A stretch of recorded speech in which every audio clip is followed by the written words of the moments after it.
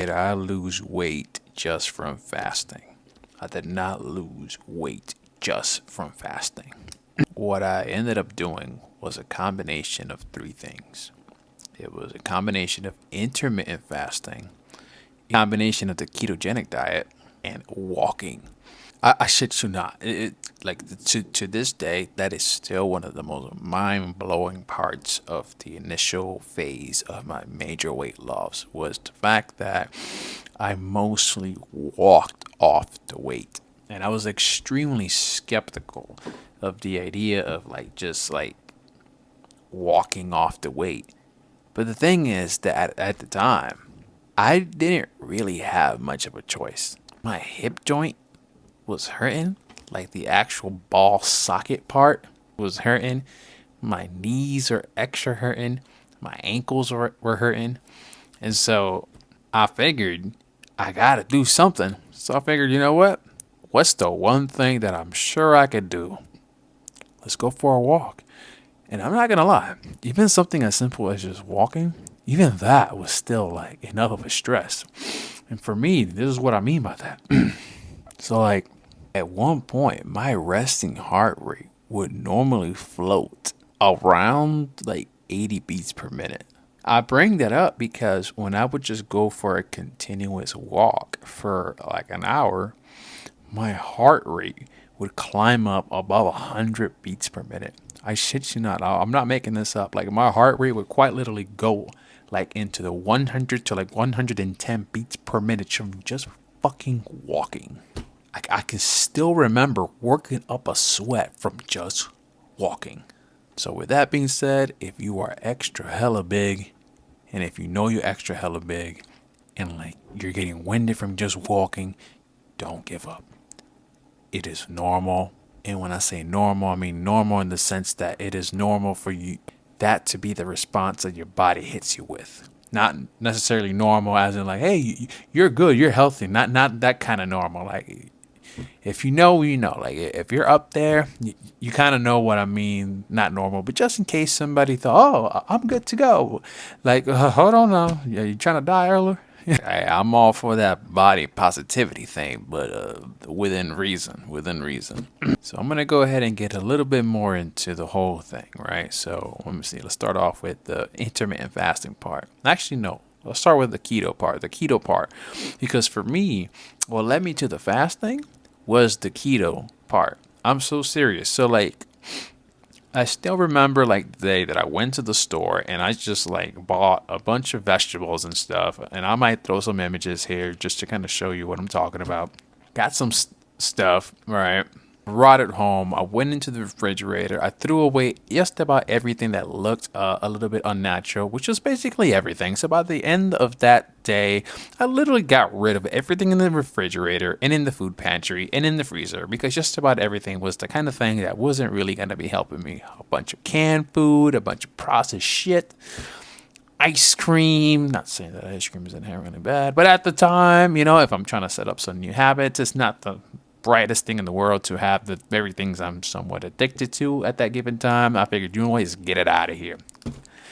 Bada bing, bada boom, gone. I still remember the initial meals. They were so basic. It was like Brussels sprouts, cabbage, with broccoli. I would get some onion powder, some garlic powder, some salt, some extra virgin olive oil. I would slap those things up in the oven, say 20 minutes, maybe 400 degrees. And I ended up falling in love with the very things I started to make myself because the very things I just called out right now, those vegetables with the olive oil, oven baked. I don't know about you, but when I was doing it, I don't do it as much anymore. But when I was oven baking the vegetables a lot, there's something very gourmet that comes out of it. It's not it doesn't feel like I'm just eating a salad. There's something almost gourmet about doing it the way that I was doing it. But anyway, so to get to the point here a little quicker, I realized that by week 2, the meals that I was making, they were very satisfying. They were satisfying enough that I ended up skipping a meal. And then skipping one meal turned into me shortening down the window of time for me eating. And then me shortening the window of time of me eating then led to intermittent fasting. And then over time, intermittent fasting led to me playing around with like fasting for like an entire day, and then fasting for like an entire day then led into me kind of playing around, and then one thing led to another, and now I just finished off of 14 days of just water. Something, I swear to you, I swear, I can't stress this enough, I would have never in my life imagined I'd ever pull off 14 days of not fucking eating. Matter of fact, I still remember at work the one time somebody told me, hey, I went 7 days without food. And I'm like, what the fuck? What? Like, I'm so serious. I still remember the day somebody told me that. I actually, once a quarter. Yeah, I don't eat for 7 days once a quarter. I'm like, what? You don't eat for 7 days, 4 times a year? I still remember hearing like people that do, more prolonged fasting saying this stuff. And I'm like just listening to that would make me feel hungry. I'm so serious. I feel hungry. And now here I am, like, wait a minute, about 7 days, that's a drop in the bucket or something. So it feels to me. I guess to make this more relatable, you can kind of think of it like a video game. Maybe at first, the first few levels, maybe they're a little bit tricky. But over time, you start getting better and better and better. And then next thing you know, that one level that seemed real, like annoying and painful, or like it was pissing you off, you kind of master it. So then you're good. It becomes easy. You can kind of think of it that way, basically. But I'm going to go ahead and roll the clock back all the way back to the baby steps part. So one of the first things that I picked up on was the fact that because I kind of cold turkey my way into trying to lose a lot of weight, one of the first things that I ran into was like keto flu symptoms. And that's basically when, to my understanding, when things get out of whack real quick with the electrolytes and whatnot. I still remember one of the symptoms of like the keto flu, at least, is like this, like your mind blanking out. And I'm gonna tell you right now, that is just one of the most uncomfortable, the weirdest sensations in the world. You'll go 1 second, you'll be just fine, right? And then all of a sudden, it feels like you cannot think.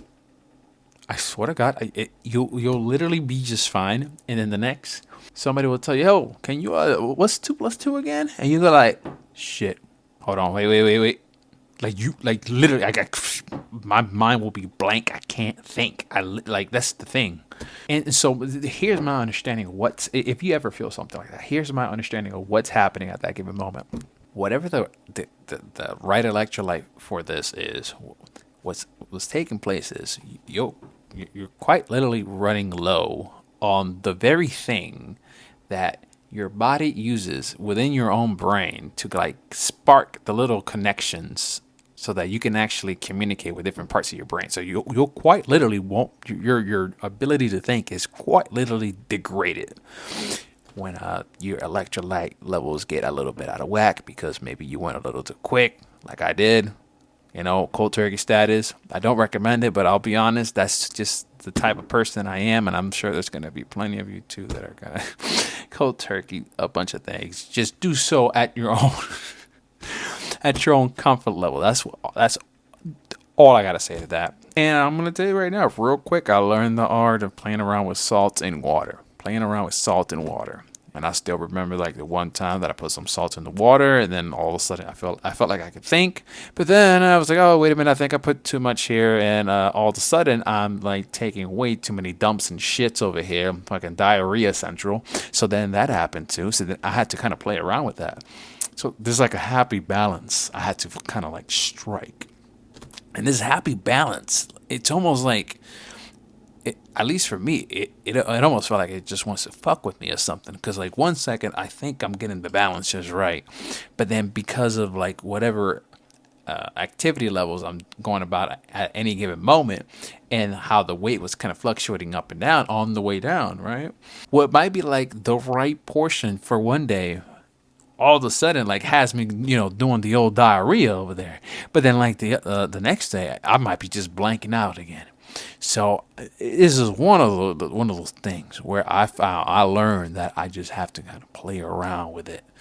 In some ways, if you already do some kind of a fasting and you realize that this exact recipe of set amount of salt to sodium to potassium and all this stuff works for you, man, I wish that was me too. Because I find that I have to kind of play around with it quite a bit.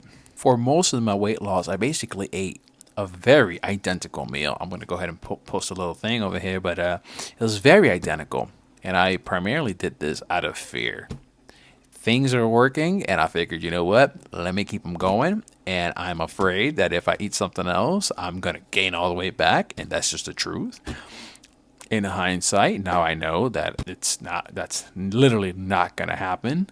And the few times that I do gain a little bit too much weight too quickly, too soon, now I know what to do. Not only that, because of all the extended crazy fast that I've done, there's a sense of self-control to the food where I can just say, okay, no more for now, so we can kind of taper back down.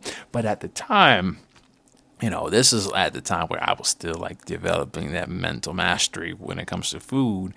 I was hella afraid of getting it all back. So I'm like, hell no, this is working right now. I'm gonna stick to this shit right here. So once again, as far as like the kind of things I was eating, right, I put it in there like, once again, some Brussels sprouts, some broccoli, maybe some broccolini, and then maybe some a cabbage, whether it be green cabbage or red cabbage. Once again, garlic powder, onion powder, salt, olive oil, coconut oil, ghee, butter, those kinds of things. I would usually bake them or air fry them. Sometimes just kind of get them in the wok. That's what I would do for the vegetables. As far as the meats, lamb, chicken, bison, beef, ribeyes, ground beef. Let me see, like ground ancestral blend of some sort. Pork. I've done pork. Let me see. Beef, neck bones, pork tongue, cow tongue, beef heart, beef kidneys, pork ears, beef feet, oxtail. If it's a meat, I've had it. Maybe not all meats. Tuna, salmon, halibut, both cooked, seared, raw, sashimi, not sashimi, fish eggs, sardines. Regardless of which one, initially I was not eating massive amounts of meat like I've been doing like this past week. As far as the meat portion size, I was going for something maybe like, I don't know, maybe the size of my fist at most. Nothing too crazy. And then I was making this my yogurt bowl. And so, like, my yogurt bowls, initially, they were way smaller than they are now. Like, right now, these things are like King Goliath right now. But at the time, no, them things were a little bit smaller. But the core recipe was still about the same. It'd be yogurt, flax meal, chia seed. And at the time, I would just do like a handful of berries. A handful. Like, quite literally, it'd be like just blueberries, raspberries, just berries. Sometimes strawberries. When it comes to the berries, I was extremely paranoid about the berries. Because even though in just about every circle of like keto, they say it is recommended, hey, have some berries, up to like between like half a cup to a cup, you should be fine when it comes to like staying in ketosis. I was still paranoid because guess what? There's some actual sugar in that thing. Despite, whatever fiber it's got. Despite the fact that the fiber slows down the way that the sugar kind of hits the system, I was still paranoid. That's the thing. And this might be you too. You might be paranoid.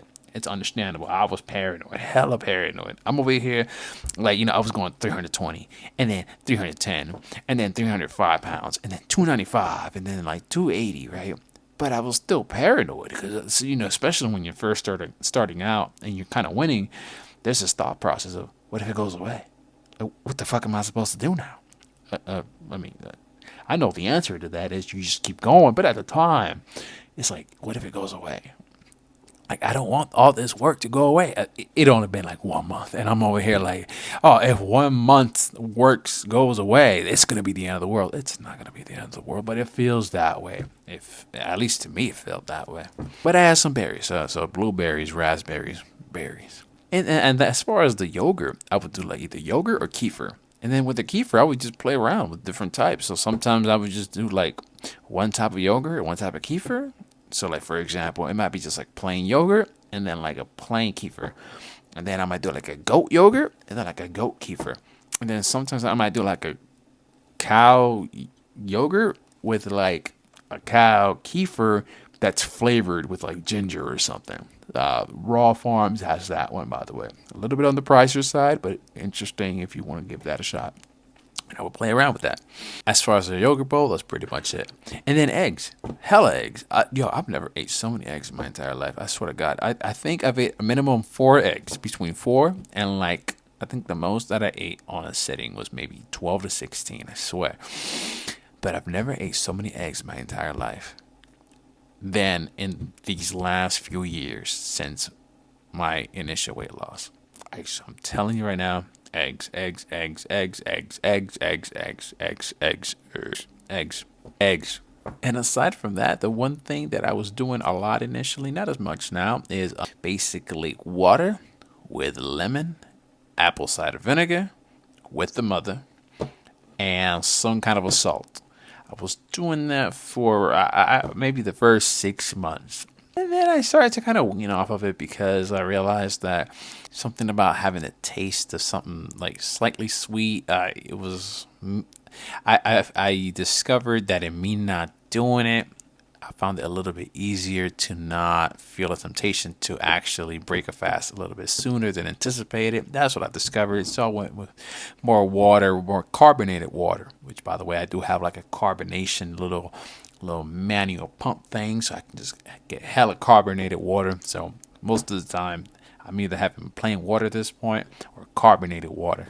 But that's about it as far as like how I would go about starting if I had to start all over again. Actually, that's no. That sounded weird. Let's do that again. That's basically how I went about initially losing a lot of the weight off. Basically, keto, intermittent fasting, a little bit of prolonged fasting, and walking. A lot of walking. That's about it. Hopefully, you've gained something out of this. Maybe it helped you in some way that I just don't see right now. And that's okay. So, yeah, that's it. That's all I've got for now. I appreciate it. And then until next time. So.